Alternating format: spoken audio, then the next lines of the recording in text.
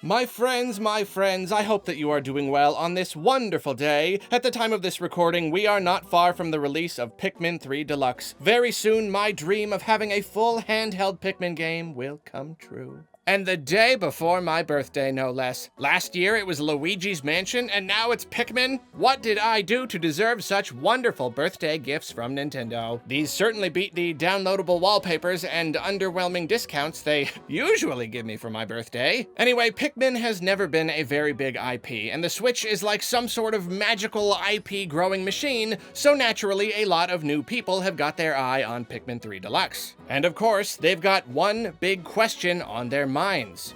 What does a Pikmin taste like? I mean, they're like animals and plants. Would it be like eating a bug? Or more like a carrot or something? Or maybe they taste like something completely different, like a ginger snap or fried rice, or maybe even mayonnaise? The second big question that inevitably comes up though is, can a person start their Pikmin experience with the third game? Well, I won't give you the answer in straight terms right at the start of the video, because that could cause you to stop watching, and early abandonment could cause the algorithm to stop recommending the video, leading to low views, and furthermore causing the algorithm to not recommend my next video, starting a vicious cycle that eventually destroys my channel. So keep watching, and let's talk about it. Was that? The answer's gonna be in the title and thumbnail? Oh. Alright, well, I guess I'll go apply it to Sizzler.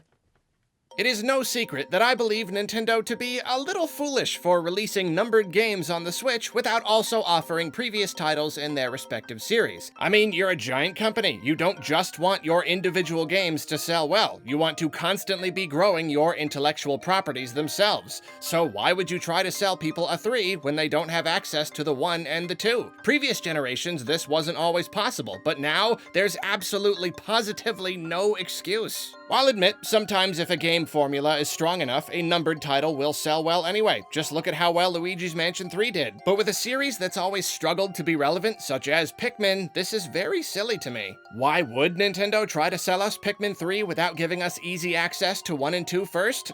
Honestly, I have no idea. It makes very little business sense. However, that's just what they wanted to do, I guess. I mean, you'd think they could at least put out a little video on the subject or something. It's not wrong to address this issue. If they're not gonna give us the old games, they might as well be forward about it. Make a trailer or even a series of trailers telling people why Pikmin 3 is a terrific game, even if you've never touched a Pikmin game in your life. But they don't wanna. And since they're not willing to put in the work for their series, that leaves it to previous Pikmin fans like myself to educate potential new fans. It's a very important job, and very important.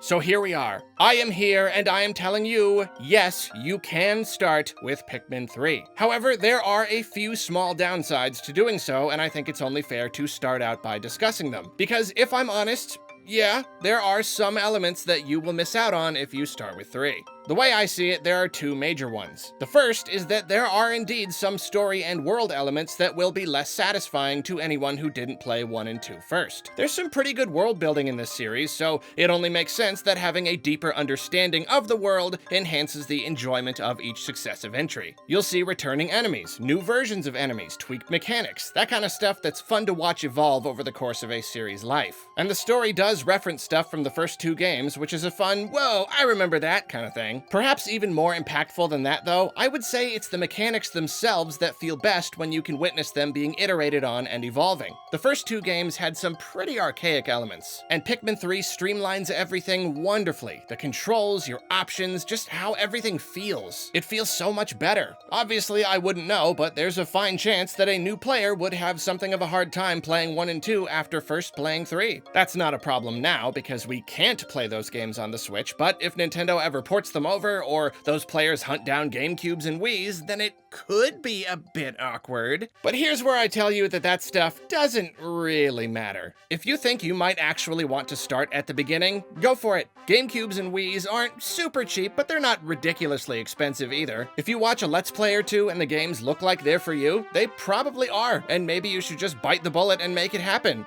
But if that doesn't sound like it will happen anytime soon, I say don't even worry about it. Yeah, technically, it's nice to see these story and world elements unfold over the course of the series, but if you're not already invested in the series, that's not going to matter as much to you anyway. These games have stories, but they're not deep stories by any means. You're not going to be confused by any of it. It's still a Nintendo game, so you already probably know what to expect in the story department. There's the basic setup, and the characters spend the game working toward a goal. And it's nice to see earlier elements referenced, but there's also something to be said about going back and seeing the origin story, as it were, at a later time. I mean, we wouldn't have movie prequels if that weren't true. And yeah, mechanically, it might be a little hard to eventually go back to the first two games once you've played 3. They've aged a bit, but to this day, I still absolutely love revisiting them. For all you know, you'll still enjoy them as well. And do you really want something like aging mechanics in old games to stop you from enjoying newer games? Unless you plan on tracking 1 and 2 down soon, I say forget about that, get 3, and just enjoy yourself. And how about this? Are you one of the millions of people who played and enjoyed Luigi's Mansion 3 without playing the first or second game? Then there you go. There's your answer right there, because it's essentially the same thing. Am I glad that I played Luigi's Mansion 1 and 2 and was able to appreciate the return of certain story elements and the evolution of the series gameplay?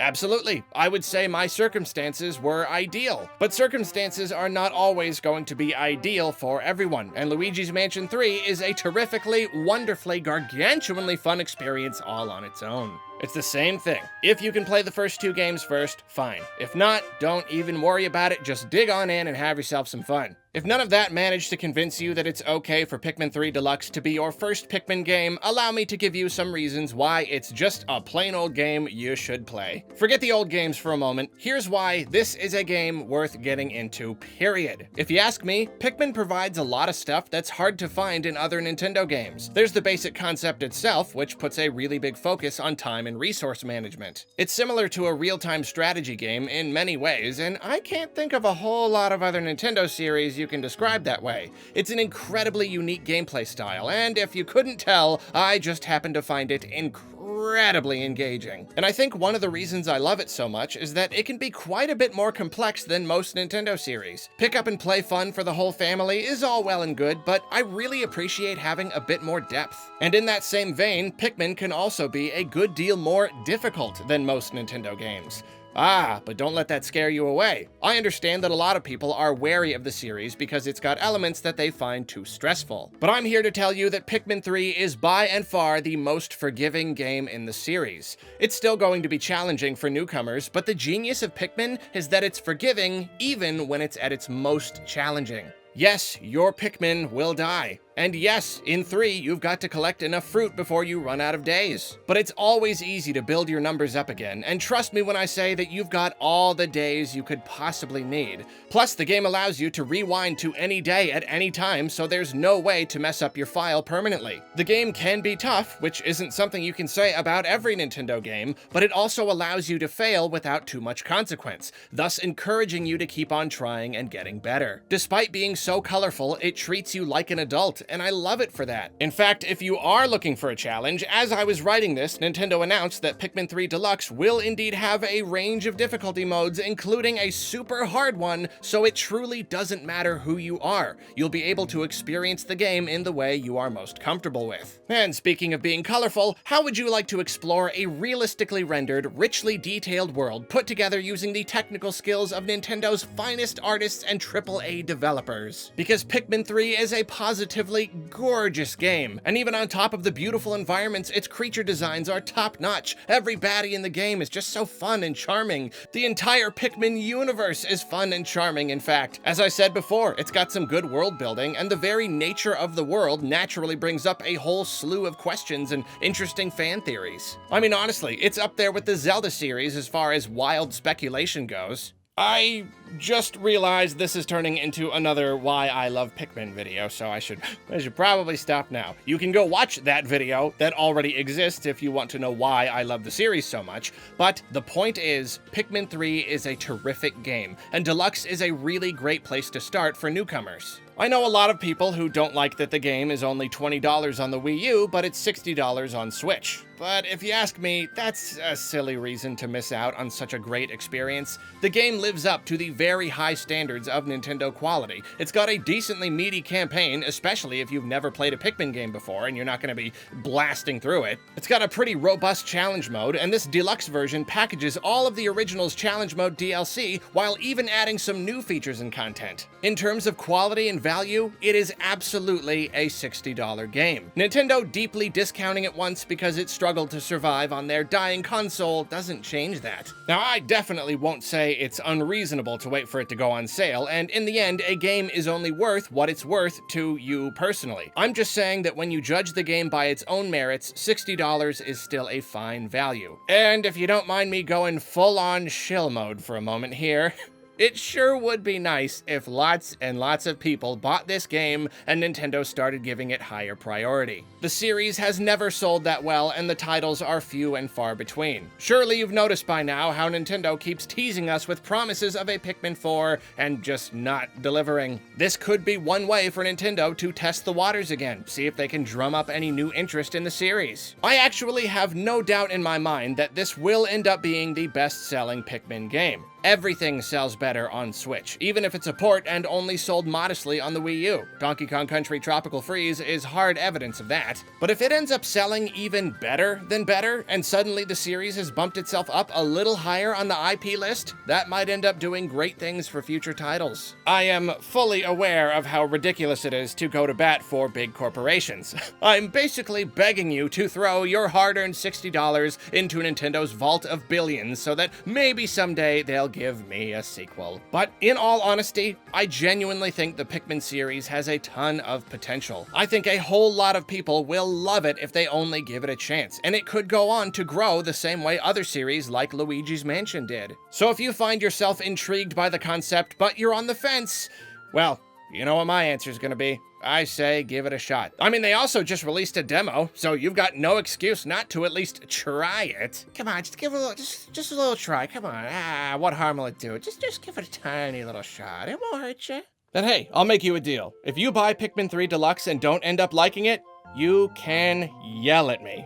Come back to this video, go to a different video, go on Twitter, wherever you like, and just really let me have it. Tell me how wrong I was and spend a good 5 or 10 minutes just screaming at me. I feel like I've done this joke before, but I can't remember where off the top of my head, so I'm doing it again. Thank you so much for watching, have a wonderful day, and I hope to see you on October 30th. I know I'll be here that weekend with a giant bag of Reese's, wishing I were going to Halloween parties, but feeling considerably better because of, well, Pikmin. And Reese's. My gosh, I just realized how okay with this Halloween I'm going to be. Pikmin and Reese's, Pikmin and Reese's, Pikmin and Reese's, Pikmin and Reese's.